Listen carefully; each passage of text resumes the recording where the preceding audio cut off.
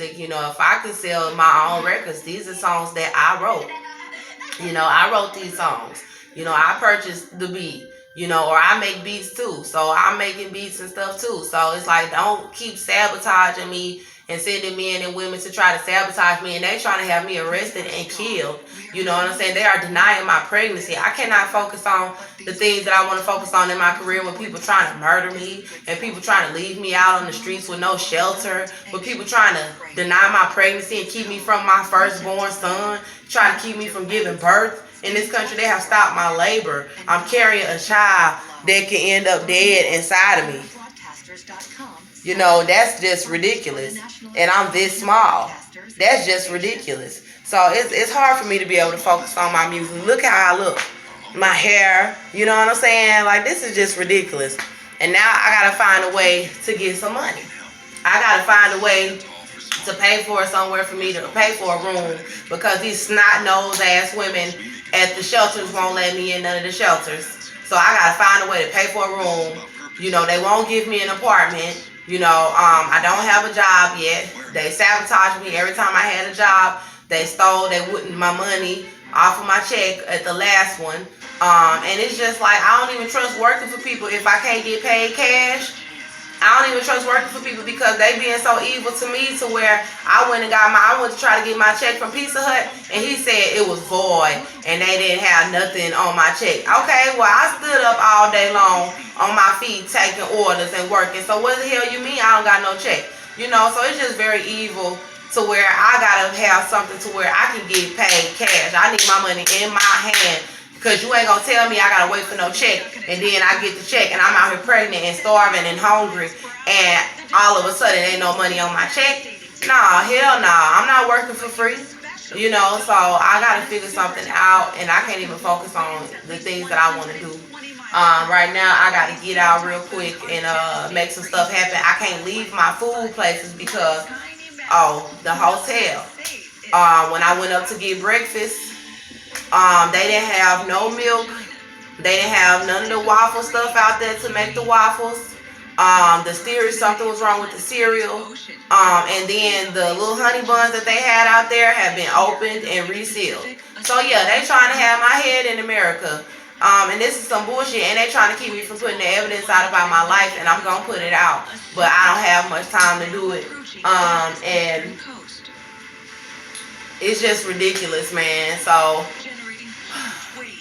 I don't want to leave my food in the hotel room knowing that they did that at the front office like that. And I'm not making a big deal out of it. I didn't say nothing to the lady because they just basically letting me know, "Nah, we don't want you here. We don't want you eating nothing up in us," trying to keep me small. And that's just ridiculous, because if it was not for this black lady coming and just sneaking me some money, I would have been out there starving. You know, I would have been starving. She was like, "This is from God," when she gave it to me.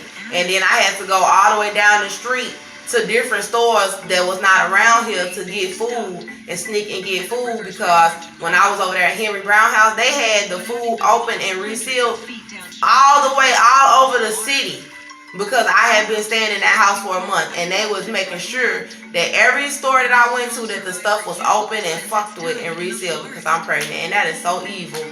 One pregnant woman, y'all gonna do all that shit to one pregnant woman. So you know, I gotta tote my fucking groceries. I don't got much left right now, but I gotta bag up my stuff. I'm still in my room, but I gotta bag up all of my stuff and take it with me, because they are replacing my stuff. Like at Henry Brown House, they went inside of my duffel bag. I don't even have my duffel bag no more. So they causing me to get rid of all my stuff. I don't have none of my stuff. I don't have my duffel bag. I don't have my suitcase. I don't have my boots. I don't have my outfit. I don't have my makeup. I don't have anything. And they constantly causing me to have to repurchase stuff or be out here looking like this. And that's wrong. That's persecution. So, I'm so fucking angry. Lord forgive me, but I'm fucking angry at how they treated me. To the point where I gotta take my stuff, because they went in my duffel bag at Henry Brown House and replaced my stuff with food that had been opened up and resealed. And they was poisoning me, and so now I know it's nothing wrong with my food right now. So I have to bring my food with me. I have to bag it up and take it with me wherever I go. And then I gotta try to find different stores where the food has not been tampered with, because people thinking that they slick, and if they think I'm going into that store, they will poison all of the shit from miles up the road to keep me from having food that's not poison. They've had restaurants giving me poison food.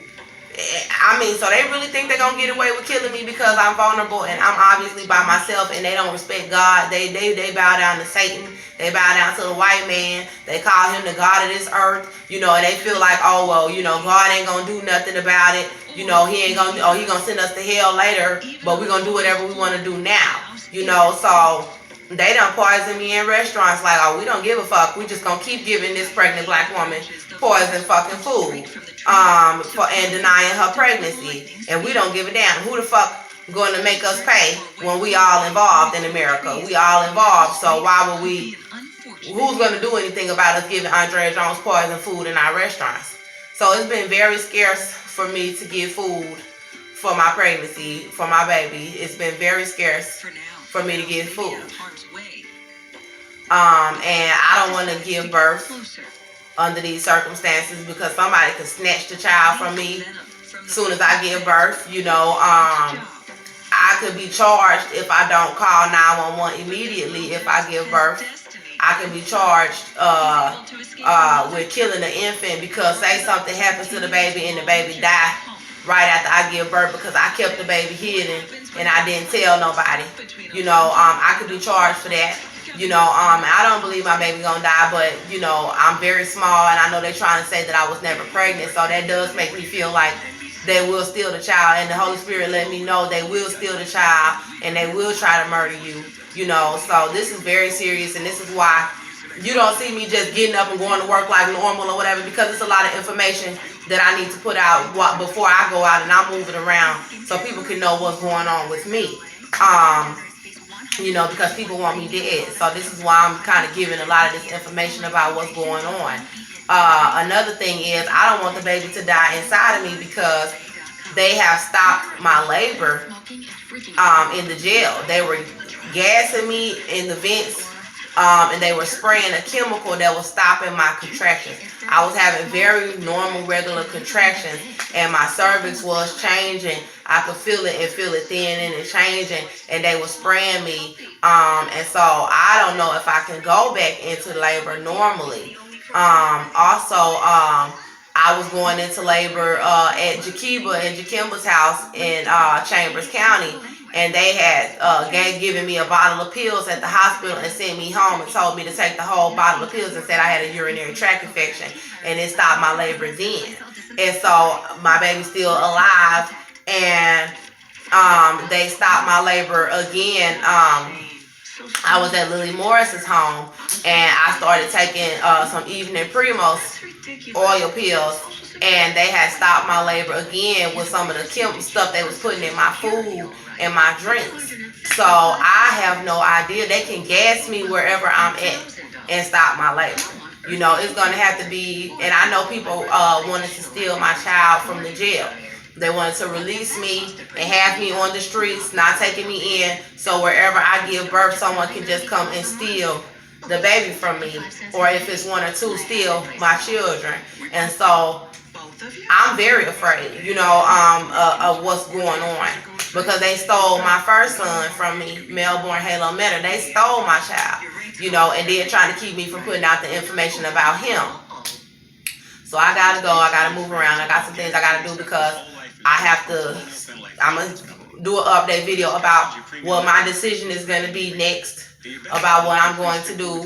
But I'm having, right now I will say, I don't know if I'm in labor or not, but I'm so scared. I know I need a doctor, somebody to just give me something to soften my cervix, or at least just do the sonogram. Some women say, oh, just go in labor on your own, let it happen on your own, on its own, don't try to force it or whatever. Some white women who know what's going on. And I'm small, but sometimes I can't really tell how small I am because I feel pregnant. So other people are scarcely looking at me like, oh my God, and I see why, because when I look and see myself on these videos, I feel much bigger than I actually am, you know, and so I feel normal pregnant. But then I see girls way out to here, and I understand why people are so scared, you know, of covering this up, because that's tiny, you know, that's really small. And I just feel like I know how long I've been pregnant. I've been pregnant for 2 years, or like, you know, and so I'm ready to just be free, and I don't want to be pregnant anymore, you know. I wanted to give birth. And yeah, you know, I know it's scary and everything like that, but I'm just, God even said she supposed to be and gave birth. But I'm feeling something in my back. I don't know if it's because I've been walking around and I ain't had nothing, you know, I ain't had nowhere to lay down, and I've been stressing. That's what I was thinking at first, because when I first got here, I had pain all in my shoulders, my arms, you know, just from walking around and sitting up all night, not having nowhere to sleep. But I'm having like a pressure right here.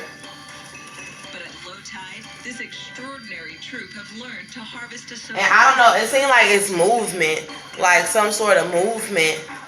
But like, it's like here and here. But I know when I feel the baby moving, that I can feel pressure in my back just from the baby moving. And I don't know if the baby is on my spine. You know, I don't know if I'm gonna require some sort of surgery.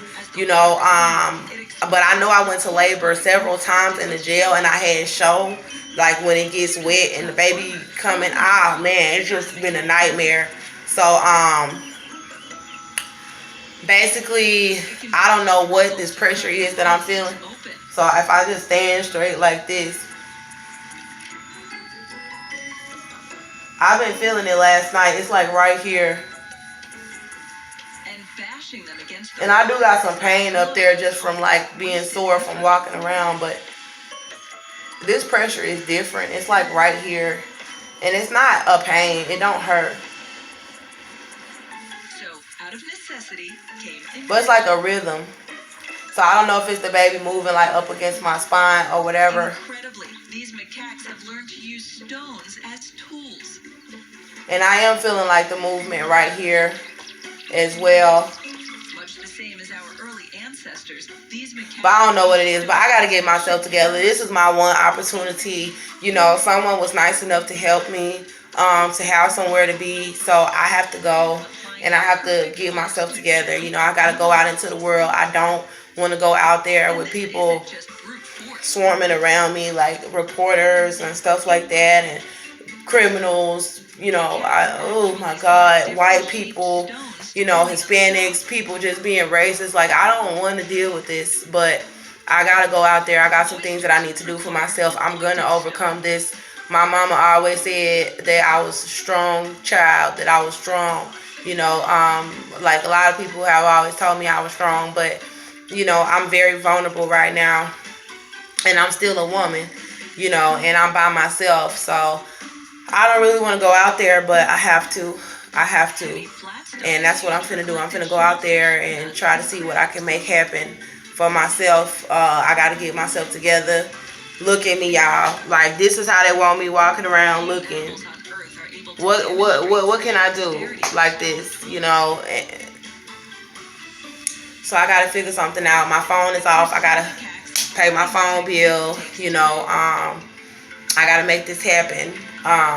But and I gotta go from there. So here we go, y'all. I gotta use the bathroom, and I really wish, I really hope that I'm in labor, because I'm ready. I'm ready to give birth, y'all. But I don't want to give birth under the circumstances of the police or ambulance running around and hiding my baby, or I don't want to start hemorrhaging, or you know, something to go wrong. You know, I need help. But anyway, I'm gonna just leave it at that. I don't know if there's like a little scripture or something that I can say. I always keep my Bible. And I always try, the Lord give me something to say real quick. I always keep my scriptures, because I understand that, you know, people are trying to hurt me. Preserve me, O God, for in you I take refuge. I say to the Lord, you are my God, you are my Lord. I have no good apart from you. The Lord is my chosen portion and my cup. You hold my lot.